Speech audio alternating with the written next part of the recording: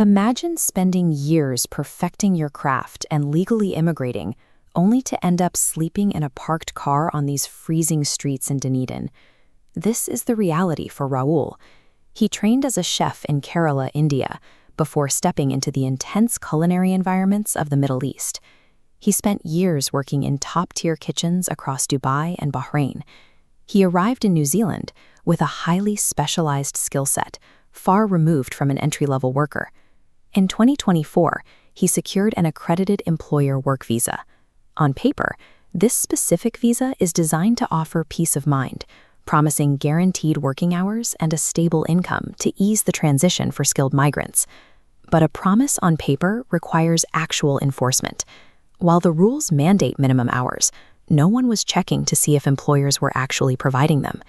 So what exactly happens to a worker when the legal framework that invited them in completely fails to monitor their reality on the ground? The collapse began almost immediately. At Rahul's very first job in New Zealand, the employer simply withheld the salary and the working hours outlined in his contract. This chart visualizes the trap migrants fall into, often called the exploitation deficit. You have massive upfront sunk costs, visas, flights, and housing. When the actual income flatlines, a severe debt gap opens up, leaving the worker with zero financial leverage to protest illegal conditions. Desperate to escape this debt cycle, Rahul managed to change employers and move to Hawke's Bay. For a brief window, he found some relief, and his situation stabilized. But debt stability was tied directly to his visa, which locked him into the hospitality sector, one of the most volatile industries in the country. Moving to a new city was a temporary fix. It couldn't solve the underlying flaw of the work visa itself. His entire legal existence relied on a single employer staying profitable. By mid-2025, a severe economic downturn hit New Zealand. Restaurants saw their customer base shrink, and the hospitality sector contracted rapidly. This exposes the reality of sector vulnerability.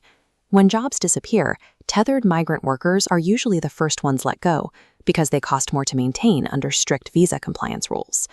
The work dried up, and Rahul was fired. Within weeks, his savings were depleted, and he lost his ability to pay rent. He ended up back where we started. He spent freezing winter nights sleeping inside his car, and eventually directly on the pavement. Because of his visa status, he did not qualify for the emergency housing or unemployment benefits that a citizen would receive during a crisis. He drove from Dunedin up toward Wellington, scouring the South Island for any available work. A highly trained international chef was now going days without eating a proper meal. By the time he reached the dense urban sprawl of Wellington, nearly a year had passed. He still had no job, no income, and nowhere to live. Rahul's situation is the result of a system built on dangerous incentives, initial employer exploitation, combined with a harsh economic downturn, all backed by a government policy that offered zero safety net. Ultimately, the official immigration system offered no exit strategy.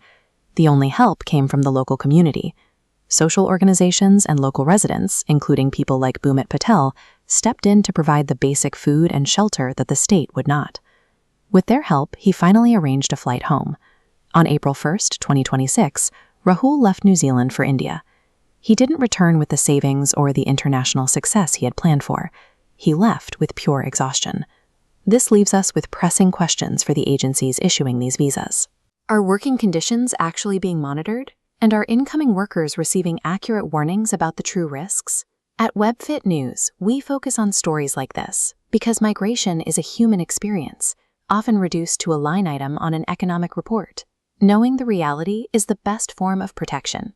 If you know someone planning an international move for work, share this video with them. A clear warning can prevent years of hardship. Visit webfitnews.com for more journalism that digs into the systemic failures impacting real lives.